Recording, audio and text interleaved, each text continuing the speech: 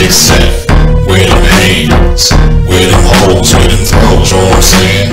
Well, I got this from Papa Smurf on Instagram, and I can use this cartoon because it's fair use.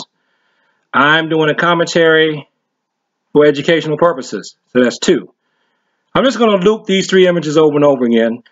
I haven't done anything this lazy in a while, but this shows the point. What they're doing in this cartoon is somebody's learning how to do, I think it's a BJJ move called deep half guard.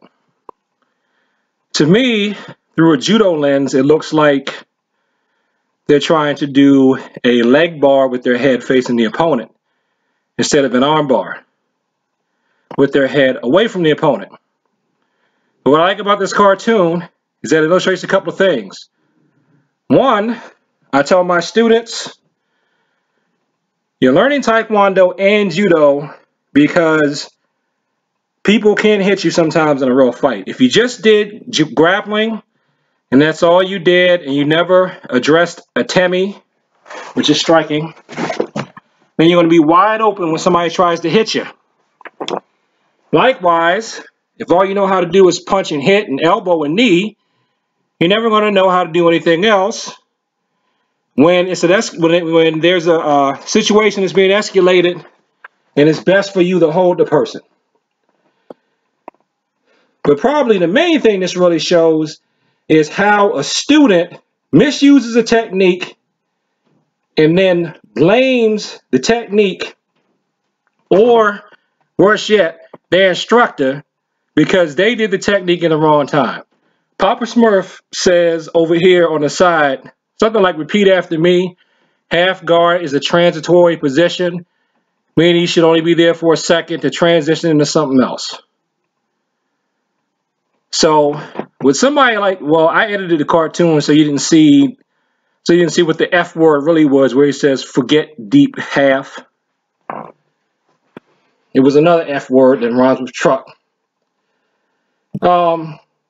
People use techniques at the wrong time, and then they want to turn around and say the technique sucks, or the style sucks, or their teacher sucks. No, you suck. You shouldn't be using a sport technique in a real fight. And if you pull something like this where you've got your head exposed, you're all on the leg, your head is real close to their arm, you're not doing anything to address either arm, you're going to get punched in the face if you try for real. That's exactly what's going to happen to you.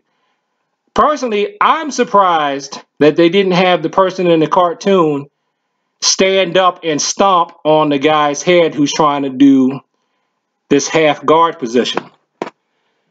And now I know a reason why I think why they stopped doing this position in judo.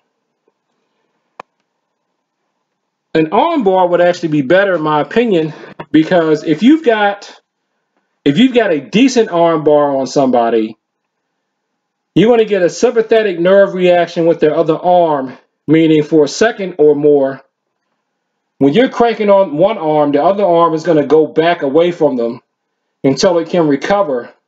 Now, the bad thing is, though, if they've got a free arm and a good pain tolerance while you're arm barring one arm, they could reach for a knife or a gun or something with their free hand and stab you or shoot you. So if you're going to go for an arm bar in a real fight, you better be pretty confident that they don't have another weapon and that you're just using it as a control move to just hold the person until they calm down. Or if it's combat, you got them in an arm bar, you're gonna have to break the elbow. Okay. Now, please don't go back to school or work and break somebody's elbow or knee because the guy on YouTube told you to do that. No, I'm not saying that. I'm saying there's a time and place for everything. And if you keep watching these cartoon frames, he did a sport technique in the wrong time, in the wrong place, and then he's going to turn around and blame the bad technique instead of his own judgment. So if you look, and if you look at the screenshot I got, it's got my martial arts name liking it. So I liked it.